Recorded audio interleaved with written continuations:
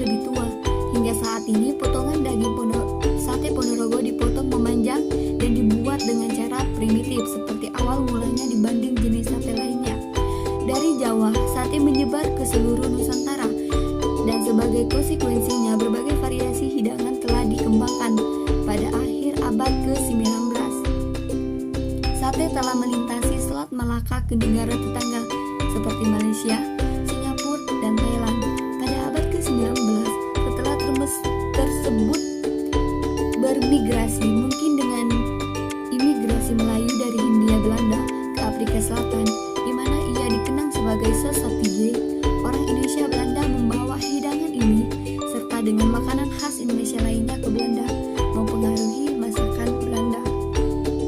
Dan selanjutnya yaitu ada tentang pembuatan sate kacang.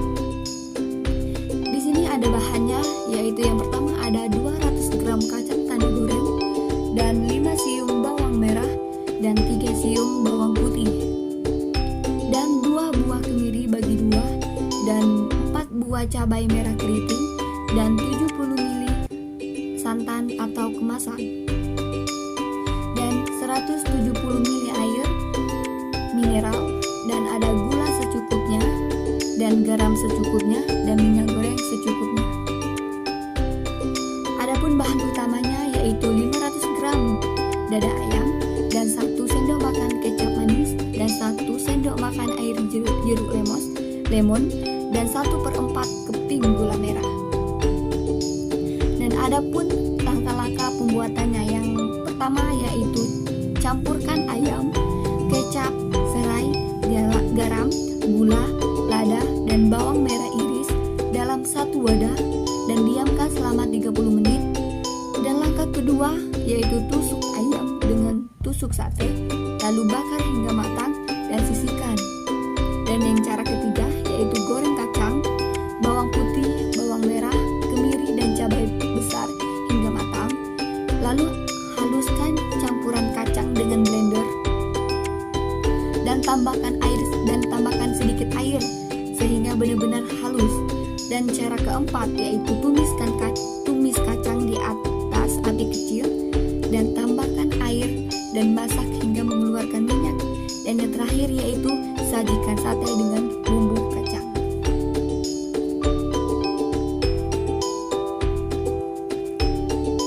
Oke, selanjutnya yaitu cara memulai usaha sate ayam dan modalnya tentukan target market. Langkah pertama yaitu dalam memulai usaha sate adalah menentukan target marketnya. Pasalnya setiap pelaku usaha tentu memiliki konsep usaha yang berbeda-beda. Jika target market Anda adalah kalangan menengah ke bawah atau masyarakat umum, Anda bisa membuka gerobak sate di pinggir jalan dengan tarif harga yang murah. Namun jika pangsa pasar Anda kelas menengah ke atas dengan kualitas yang lebih, maka perlu kiranya bagi Anda untuk membuka restoran khususnya sate ayam. Nah, jadi konsep usaha setelah menentukan target market, buatlah konsep usaha sejelas mungkin. Contohnya, akan membuka gerobak atau membuka restoran. Jika membuka gerobak sate, Anda juga bisa membuat konsep usaha berupa pelayanan makan di tempat, pengemasan menarik dan rapi, dan lain sebagainya. Dan konsep usaha ini juga berkaitan dengan tujuan jangka pendek dan jangka panjang suatu usaha. Dan cinta rasa atau variasi sebelum benar-benar membuka bisnis sate ayam. Tentunya Anda harus sebaiknya melakukan riset terbaik kompetitor dengan mempelajari apa yang dilakukan kompetitor. Kita bisa melihat apa yang membuat konsumen tertarik. Setelah itu kita bisa membuat inovasi baik dari sisi ketersediaan produk, variasi menu, kemasan, dan lain sebagainya. Dan carilah lokasi yang strategis. Jika sudah mantap, saatnya untuk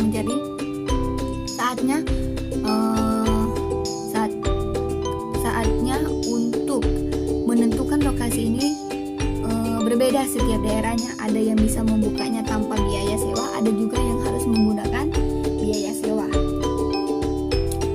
Dan adapun tentang promosi setelah menentukan lokasi yang strategis, saatnya Anda membuat promosi. Anda bisa menerapkan diskon atau potongan harga saat pembukaan pertama. Sebelumnya bisa menyebarkan brosur atau pamflet. Anda juga bisa membuat akun media khusus untuk mempromosikan modal juga menjadi poin penting dalam memulai usaha sate ayam. Hal ini yang akan dicoba ulas adalah modal untuk memulai usaha sate ayam gerobak. Misal, modal yang dibutuhkan ada dua jenis. Yang pertama ada modal peralatan, dan yang kedua yaitu ada modal untuk bahan-bahan pokok. Anda itu membutuhkan sekitar 9 juta. Ini tuh misal. Nah, jadi untuk membeli peralatan dengan modal ini, Anda sudah bisa mendapatkan atlas atau gerobak dengan harga yang 3 juta, atau penghalus bumbu dengan harga yang 4,5 juta, dan meja tempat duduk dengan sekitaran 500.000, dan peralatan penunjang lainnya seperti pisau, baskom, panci, spanduk, dan lain sebagainya. Lalu model kedua adalah pembelian bahan baku. Untuk suplai bahan baku yang dibutuhkan kurang lebih sekitar 600.000 setiap harinya. Anda bisa membeli daging ayam, bumbu lainnya, dan minyak goreng, kemasan, dan lain sebagainya. Dengan modal sebesar ini, Anda bisa mendapatkan 50 porsi sate ayam yang dibanderol sekitar 15.000 per porsi. Dan selanjutnya yaitu tentang tips sukses usaha sate ayam. Untuk memulai usaha sate ayam tentu ada tipsnya. Anda bisa mencarikan lokasi strategis. Lokasi strategis ini tidak hanya lokasi yang mudah ditentukan dan ditemukan banyak orang. Lokasi yang strategis ini adalah lokasi yang juga dekat dengan paksa pasar, tetapi berjauhan dengan warung sate lainnya. Jika jadi Anda bisa dekat dengan target market tetapi jauh dengan kompetitor, Anda juga sebaiknya menyuplai bahan baku yang berkualitas. Dengan bahan baku yang berkualitas akan menghasilkan sate yang lezat dan bergizi. Orang-orang pun akan menyukai sate ayam Anda. Dengan demikian, Anda pun akan memiliki pelanggan tetap. Soal harga, sebaiknya Anda mematok harga yang wajar sesuai pasar. Dan tentunya orang akan lebih meyakini harga sate yang murah. Tidak ada alasannya memandrol harga murah atau adanya diskon spesial sepanjang masih menggratiskan minuman berupa air putih. Dan orang lebih suka dengan minuman gratis daripada Anda menyediakan air minum mineral.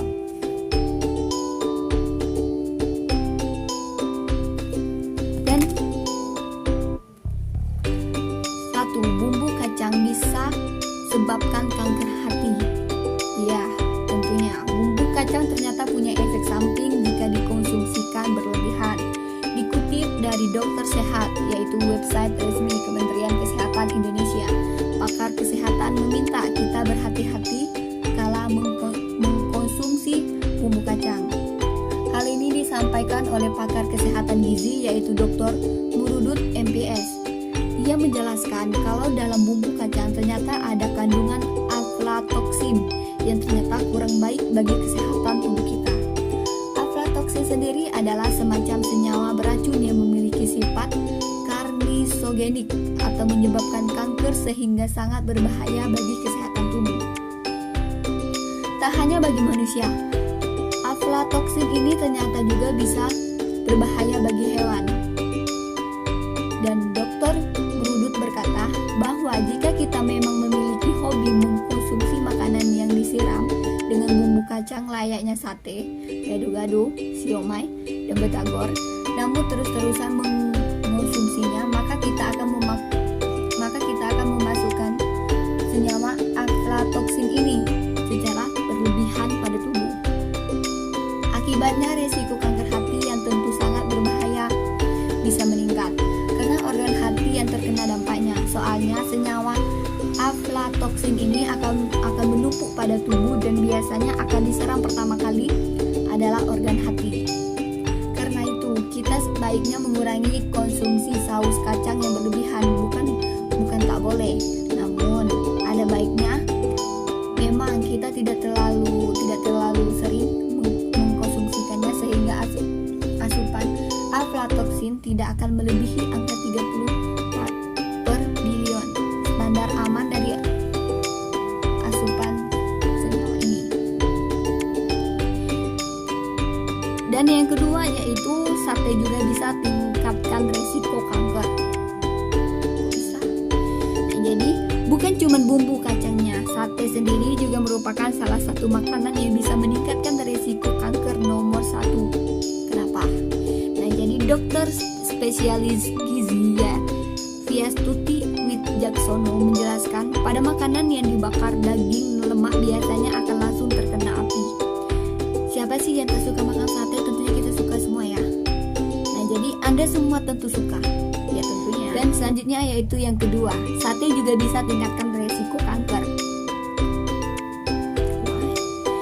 Bukan cuma bumbu kacangnya, sate sendiri juga merupakan salah satu makanan yang bisa meningkatkan resiko kanker nomor 1. Kenapa?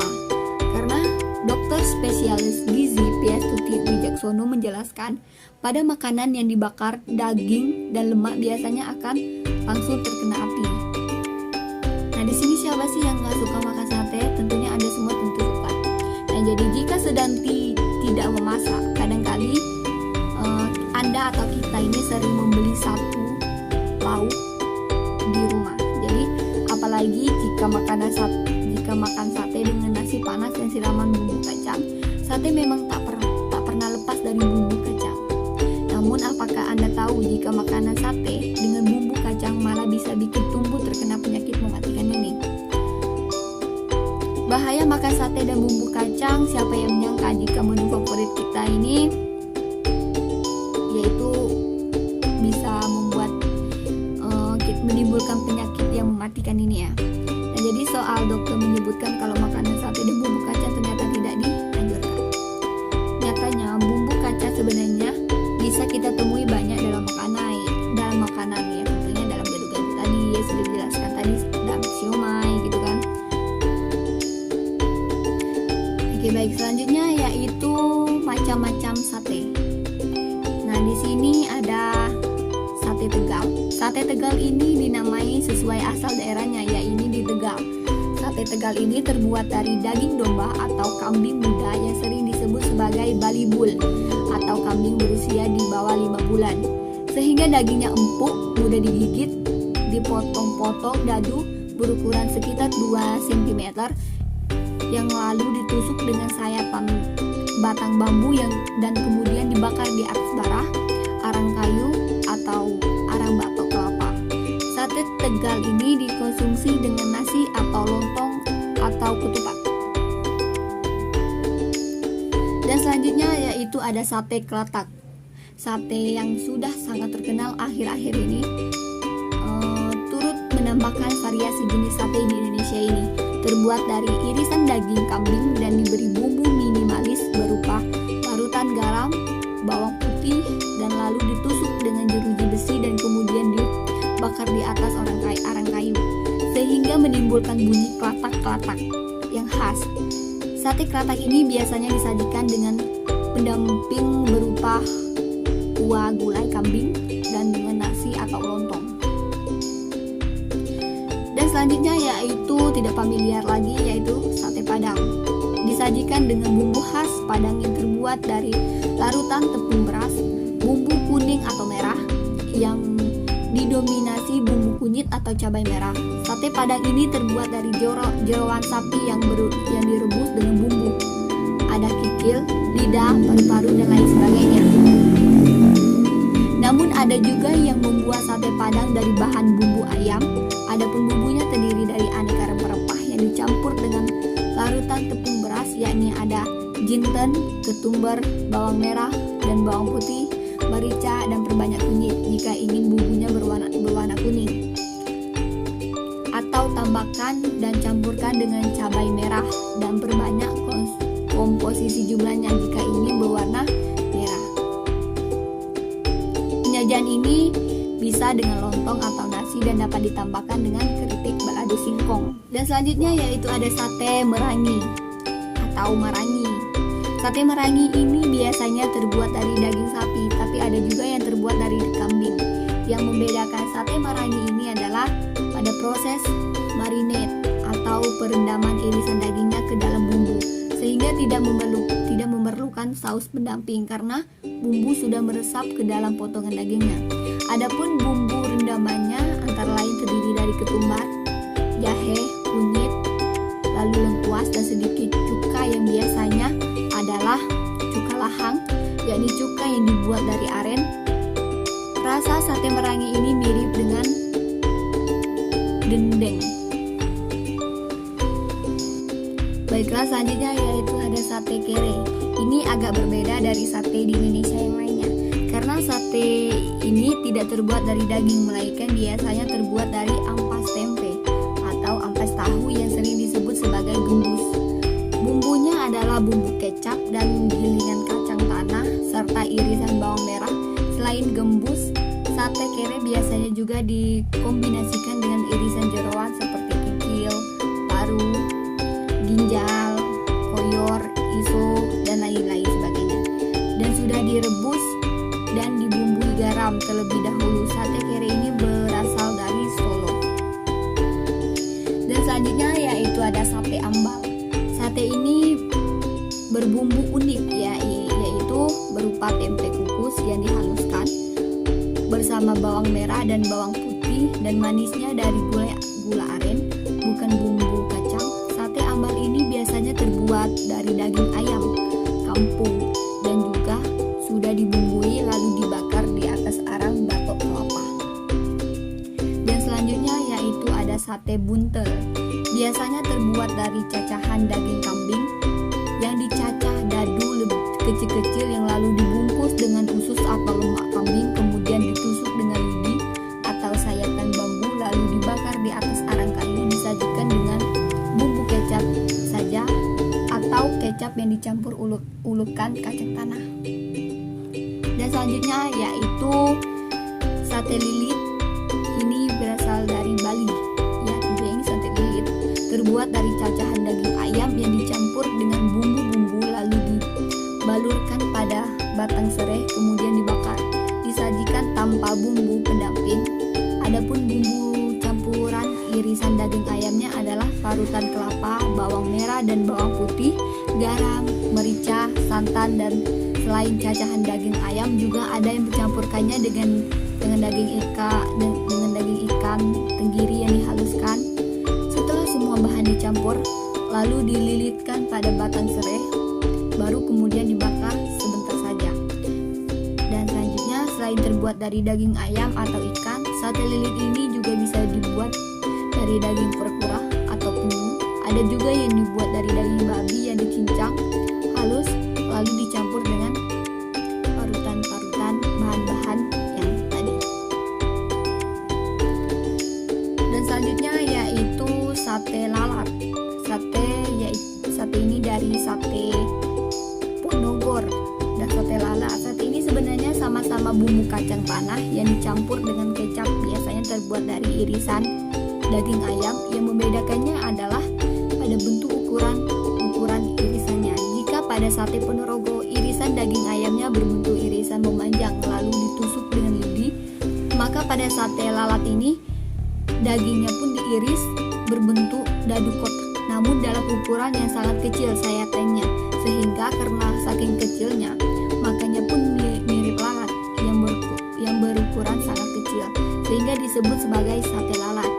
Ukuran irisan daging ayam ini dari sate lalat yang sangat kecil ini dimaksudkan supaya bumbu dapat lebih meresap dan lebih terasa masuk ke dalam dagingnya. Dan selanjutnya yaitu ada sate bandeng yang berasal dari Serang. Buat kamu yang tidak suka dengan daging ayam, sapi, domba ataupun kambing, kamu bisa memilih sate ini. Seperti namanya, sate ini terbuat dari ikan bandeng yang sudah dipisahkan dengan tulangnya dan dicincang halus. Setelah itu barulah dicampur dengan berbagai macam bumbu, kemudian adonan tersebut dimasukkan ke dalam kulit ikan dan ditusuk dengan bambu. Sate ini kemudian dipanggang hingga matang.